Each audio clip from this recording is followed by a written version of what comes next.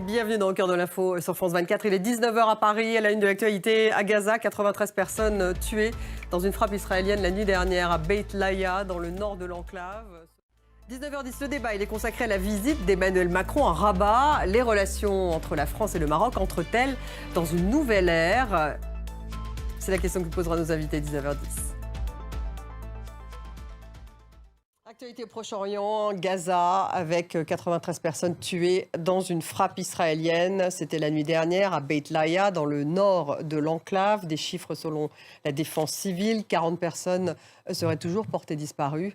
L'armée israélienne a dit examiner ces informations. On fait un point en images avec Elliot Samuel. Une roquette tirée probablement par le Hezbollah ou ses alliés a touché le QG de la force des Nations Unies au Liban, selon l'ONU. 8 soldats autrichiens de la FINUL ont été blessés dans la localité de Nakoura. Et puis le numéro 2 du Hezbollah, Naïm Kassem, prend la tête de la formation un mois après la mort d'Hassan Nasrallah. Cette nomination est temporaire pour le ministre de la Défense israélien qui affirme sur le réseau X que le compte à rebours a commencé. Portrait de celui qui était dans l'ombre pendant toutes ces années de Nasrallah avec Anna Pereira.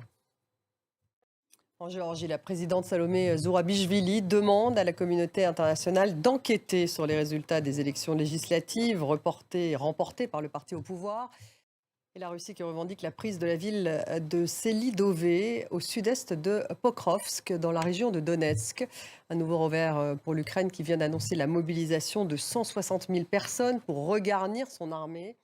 L'Ukraine et la Corée du Sud devraient intensifier leurs contacts afin de développer des contre-mesures et une stratégie pour faire face à l'implication de la Corée du Nord dans la guerre en Ukraine. C'est une annonce de Volodymyr Zelensky.